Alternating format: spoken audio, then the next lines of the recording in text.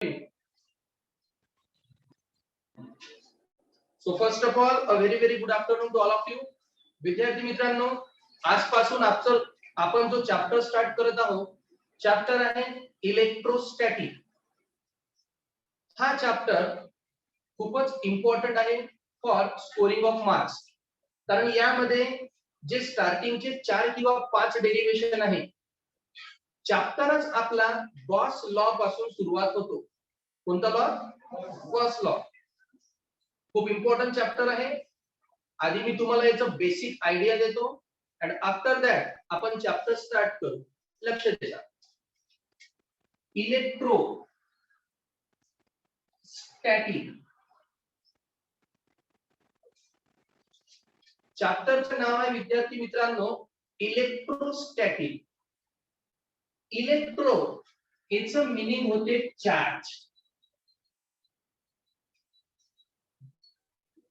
इलेक्ट्रोचं meaning काय होते? Charge. आणि मग काय राहिलं? स्टॅटिक. स्टॅटिक म्हणजे काय होत असते? Rest position. स्टॅटिक म्हणजे काय होत असते? Rest position. तर रेस्ट पोझिशन मध्ये असलेले चार्ज, रेस्ट पोझिशन मध्ये असलेले चार्ज यांची स्टडी आपल्याला या चॅप्टर मध्ये करायची आहे. चॅप्टरचं नाव इलेक्ट्रोस्टॅटिक. आता जे पण आपलं कोणतंही स्फिअर असो, सिलेंडर असो, याच्या इनसाइड मध्ये हे नेहमी चार्ज असते. इनसाइड मध्ये नेहमी काय असते? चार्ज. आणि याच्या आउटसाइड असते आपली इंटेन्सिटी. नेहमी लक्षात ठेवायचं, इनसाइड चार्ज असते, आउटसाइड इंटेन्सिटी असते. कसं काय? तर बघा, आता जर एखादा बोर्ड असणार, बरोबर, बोर्ड आपल्या घरचा बोर्ड, त्या बोर्डच्या आत चार्ज असतात, म्हणजे फ्लो ऑफ करंट. बोर्डच्या आत काय असतो? आपला चार्ज, फ्लो ऑफ करंट. पण त्या बोर्ड मध्ये मी बटन प्रेस केल्याबरोबर एखादं जर डिव्हाइस जर कनेक्ट केलं, डिव्हाइस काय केलं मी? कनेक्ट. तर ते डिव्हाइस काय होते? ऑन होते. बटन ऑन केली, करंट फ्लो झाला, डिव्हाइस काय झाला? ऑन. म्हणजेच इंटेन्सिटी हे काय असते? आउटसाइड. त्या चार्ज मुळे जो आपल्याला आउटपुट भेटणार आहे तो कुठे भेटणार आहे? आउटसाइड. तेच म्हणते इलेक्ट्रिक इंटेन्सिटी. काय म्हणतेस त्याला? Electric intensity. आणि चार्ज ही नेहमी कुठे असते? इनसाइड. चार्ज कुठे असतात? इनसाइड. या चॅप्टर साठी जे महत्त्वाचे 4 डेरिव्हेशन आहे, त्यासाठी जो कन्सेप्ट यूज मध्ये येणार आहे तो आधी कन्सेप्ट समजून घ्या. फर्स्ट आहे गॉस लॉ. गॉस लॉ असतो Q अपॉन एप्सिलॉन 0. हा आहे आपला गॉस लॉ. दुसरं महत्वाचं आहे relation between electric intensity and flux. Relation between electric intensity and flux. Its relation असते E equal to phi upon ds. ds म्हणजे जी पॉइंट वर तुम्ही इंटेन्सिटी घेणार आहे, ज्या पॉइंट वर आपण काय घेणार आहोत? इंटेन्सिटी, त्या पॉइंटचा एरिया. ज्या पॉइंट वर इंटेन्सिटी घेणार आहोत त्या पॉइंटचा एरिया किती घेतला मी? ds.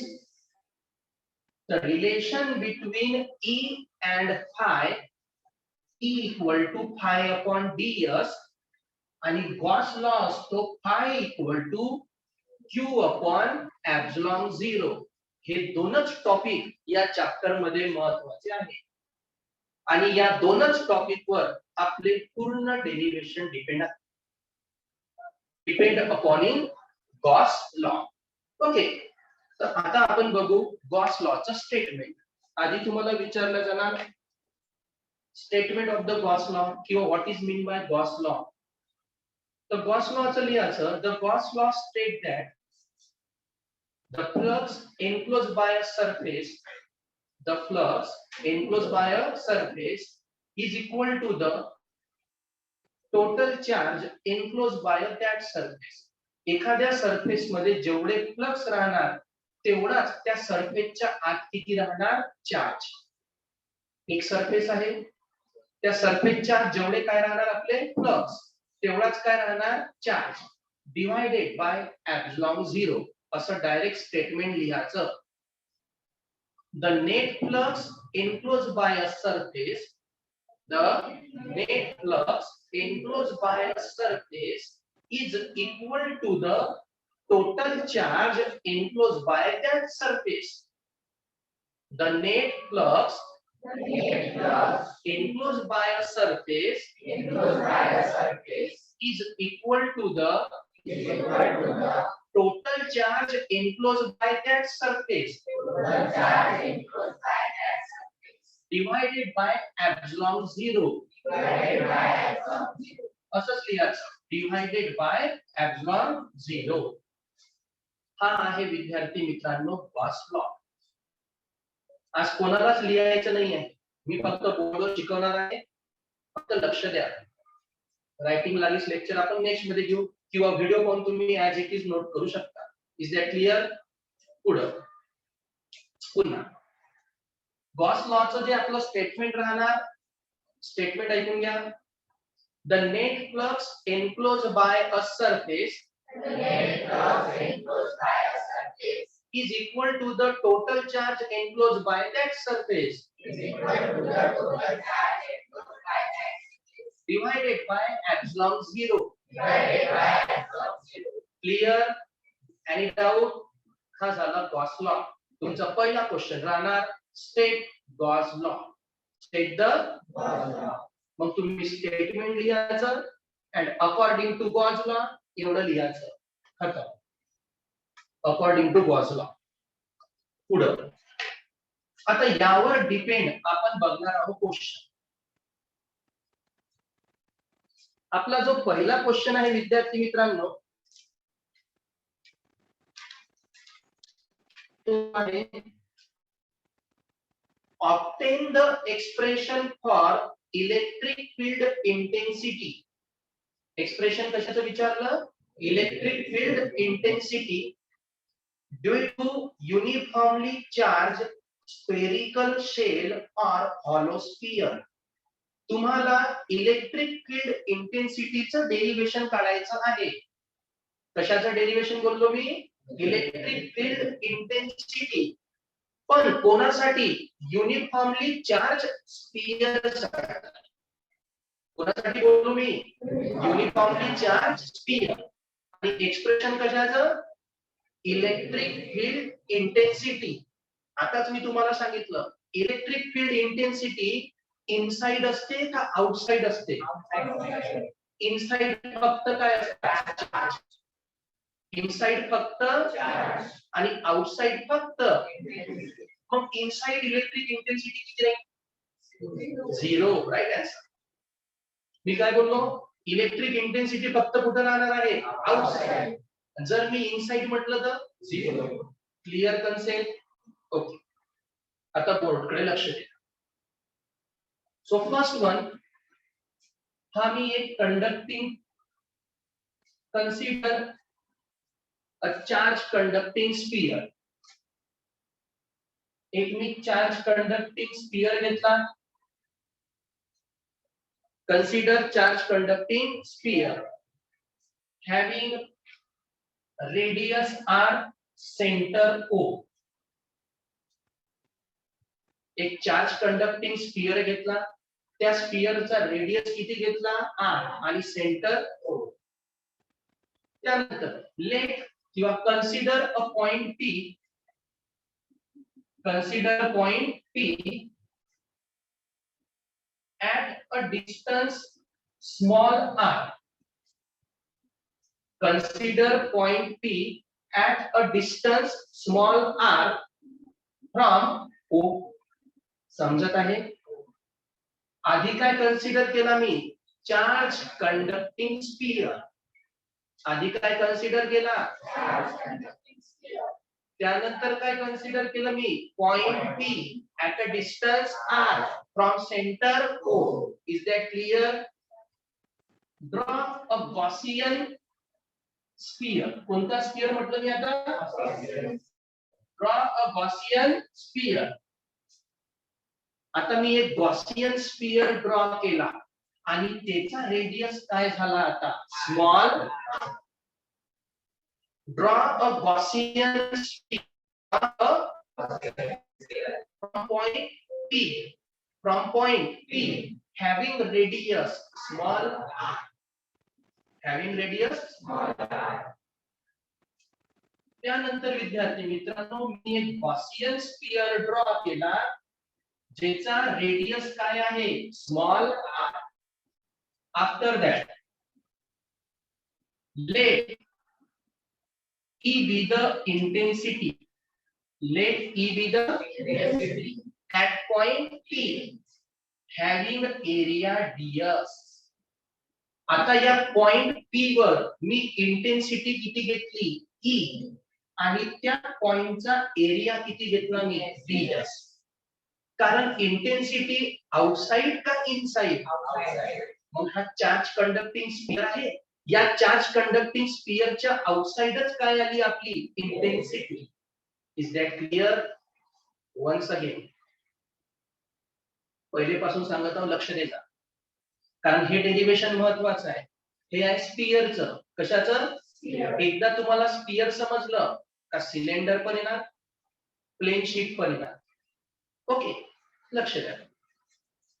Consider charge conducting sphere having radius r and center o. आधी मी एक चार्ज कंडक्टिंग स्फियर घेतला ज्याचा रेडियस किती आहे? r आणि सेंटर o. त्यानंतर consider point P at a distance r from center o. त्यानंतर मी कोणता पॉइंट कन्सिडर केला? P at a distance r from center O. समजत आहे? After that let E be the intensity. Let E be the at point P having area ds. E आपण काय घेतली? Intensity घेतली. E काय घेतली? कोणत्या पॉइंट वर? P पॉइंट वर. आणि त्या P पॉइंटचा एरिया काय घेतला मी? ds. तर मला सांगा इंटेन्सिटी इथंच येणार, इथं पण येऊ शकते? इथे पण इंटेन्सिटी येणार कारण आउटसाइड आहे. इथे पण इंटेन्सिटी येणार, आउटसाइड आहे. मग याचा area ds. ds ds ds ds ds ds ds ds. Total area सगळं ds ds ds ds च राहणार आहे. मग या सगळ्या ds ds ds ची जर मी ऍडिशन केली तर तो एरिया ऑफ काय येणार? स्फियर. एरिया ऑफ काय येणार? तो स्फियर. कारण मी फक्त या पॉइंटचा एरिया घेतला ds. मला जर टोटल एरिया काढायचा असला तर त्या ds ds ds टोटल काढावं लागतं. आणि जेव्हा टोटल घेतो आपण इंटिग्रेशन घेत असतो. जेव्हा ही टोटल करतो आपण काय घेत असतो? इंटिग्रेशन. आता त्या पोर्शन वर येऊ. आता तुम्हाला समजत असणार का एटीजी सारखा चॅप्टर, इलेक्ट्रोस्टॅटिक सारखा चॅप्टर आणि magnetic effect of electric current आणि ऑसिलेशन हे 4 चॅप्टर बाकी होते. हे 4 चॅप्टर मी लास्ट मध्ये यासाठी घेत असतो दिमागात फ्रेश नॉलेज राहायला पाहिजे. Fresh knowledge. हे डेरिव्हेशन थोडेसे कधी कधी जर खूप आधी शिकवले तर समजण्यासाठी डिफिकल्टी जाऊ शकते. म्हणून फ्रेश मध्ये शिकवतो.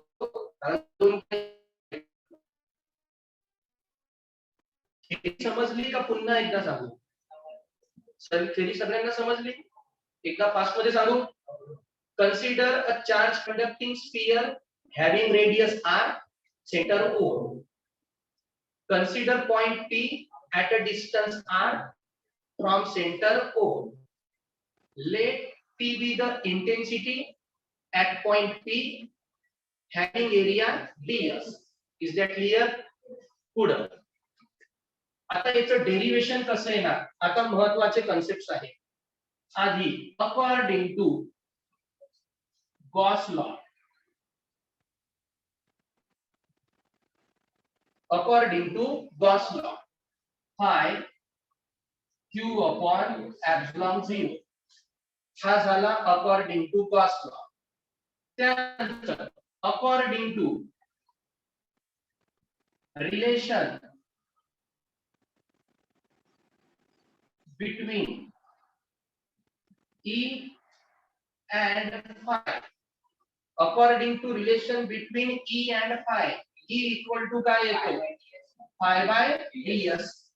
इथं phi ची व्हॅल्यू आहे q अपॉन एप्सिलॉन 0. इथे E इक्वल टू आहे phi अपॉन ds. तर मी phi ला सॉल्व करतो.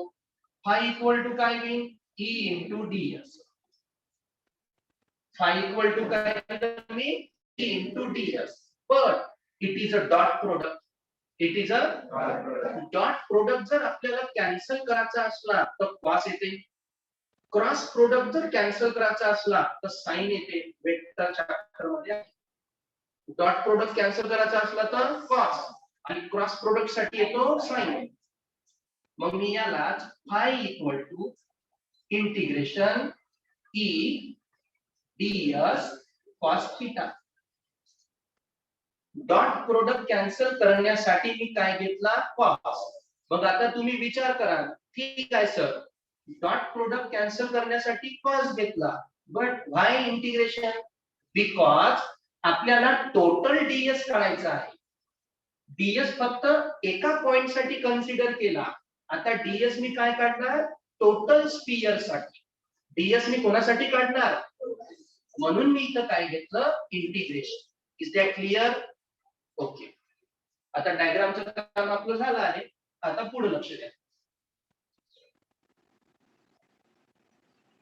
त्यानंतर आता हा जो आपला अँगल आहे हा कशामधला अँगल येते आपला पॉइंट P आणि आपला तो Gaussian surface. Angle between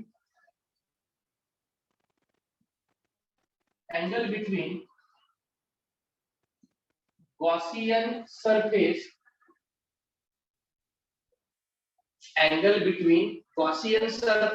and P is 0. तुम्ही गॉसियन सरफेस वर कुठेही पॉइंट घेतला तरी त्याचा अँगल काय येणार आहे 0. तर angle 0 so five E ds cos 0. cos 0 किती होते विद्यार्थी मित्रांनो 1. म्हणजे फाय इक्वल टू राहिला फक्त E ds. E electric intensity काय राहणार आहे कॉन्स्टंट. ती बाहेर चालली जाणार. राहिला E इंटिग्रेशन ds. आता ds होता पहिले फक्त एका पॉइंट साठी. आता ds कोणासाठी राहणार होल द सरफेस आणि सरफेस काय आहे आपला स्फियर. ds आपण एका पॉइंट साठी घेतला होता. आता पूर्ण स्फियर साठी येणार. तर जर मी इथं ds आहे ds या सगळ्यांची जर ऍडिशन केली तर एक स्फियर बनला. आणि स्फियरचा एरिया काय असतो रे व्हेरी गुड 4 पाय. पण इथं r का बरं मी स्मॉल घेतला बिकॉज गॉसियन सरफेसचा रेडियस काय होता स्मॉल r. गॉसियन सरफेसचा रेडियस काय होता आणि कंडक्टिंग स्फियरचा रेडियस काय होता कॅपिटल R. म्हणून इथं काय आला small r.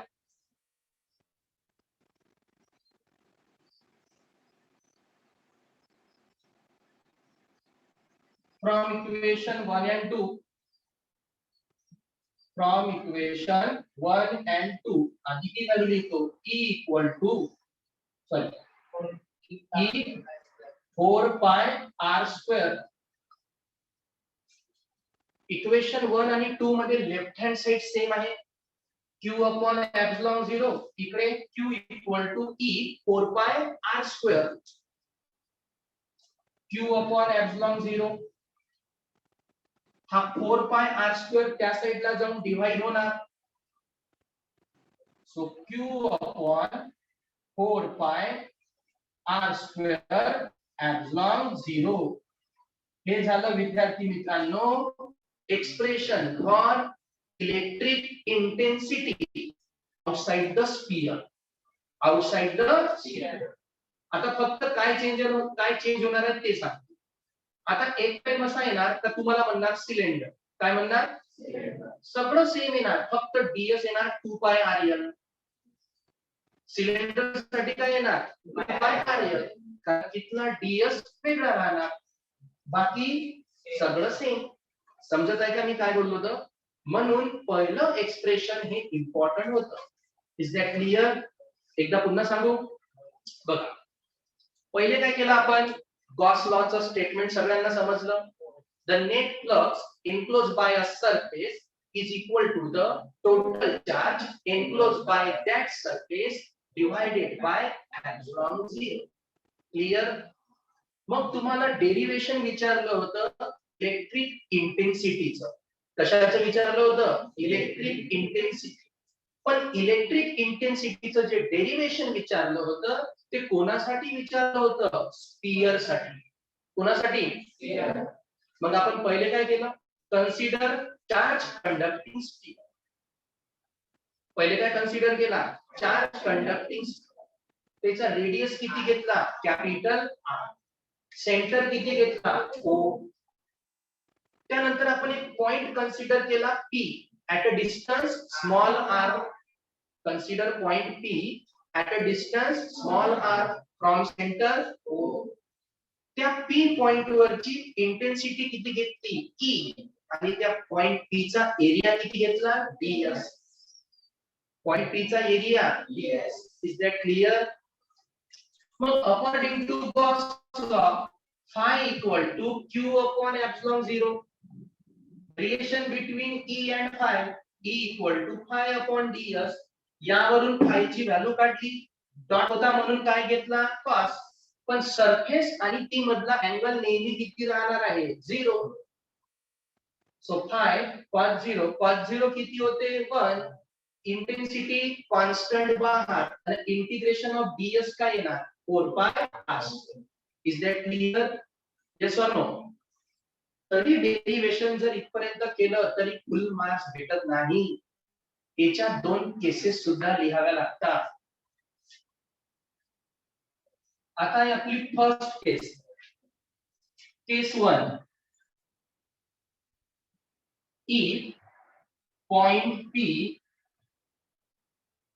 if point P lies on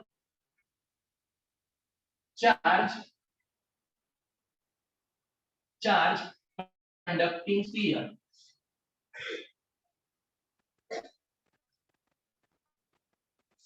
If point P lies on charge conducting sphere, याचं मीनिंग आहे विद्यार्थी मित्रांनो, जो आपण स्फियर कन्सिडर केला होता, जो आपण चार्ज स्फियर काय केला होता? कन्सिडर. हा होता आपला चार्ज स्फियर. यस और नो? चला, हा होता आपला चार्ज स्फियर. याचा रेडियस किती होता? r. सेंटर कोणता? o. आता मला सांगा, आपला पॉइंट P जर या स्फियर वर जर मी घेतला, आपला पॉइंट P जर मी या स्फियर वर घेतला, बरोबर, तर या इक्वेशन मध्ये चेंज काय होणार? परफेक्ट आंसर बेटा, very good. If point P lies on charge conducting sphere, तर P चा डिस्टन्स या O पासून किती होणार? r च होणार. P चा डिस्टन्स या पॉइंट पासून किती होणार? r. आधी किती होतं? आधी किती होतं? जर ही कंडिशन असली, if point P lies on charge conducting sphere, तर r equal to काय येणार? Capital R. r equal to hence E equal to q upon 4 pi r square epsilon 0. ही झाली आपली पहिली केस. If point P lies on charge conducting sphere, is that clear? Next case. If point P inside if point P inside charge conducting sphere, inside charge conducting sphere, Tofik, answer. काय येणार condition? Equal to 0. Very good. का बरं 0? कारण inside मध्ये intensity असते का? असते का इंटेन्सिटी? चॅप्टरच्या सुरुवातीला सांगितलं होतं का इनसाइड इलेक्ट्रिक इंटेन्सिटी काय असते? 0. मग या दोन तुम्हाला केसेस लिहायच्या आहेत. पहिल्या केस मध्ये येणार if point P lies on charge conducting sphere, lies on charge conducting sphere, so small r equal to capital R. And second condition in our if point P inside the charge conducting sphere, तर directly त्याची intensity किती येणार आहे? 0.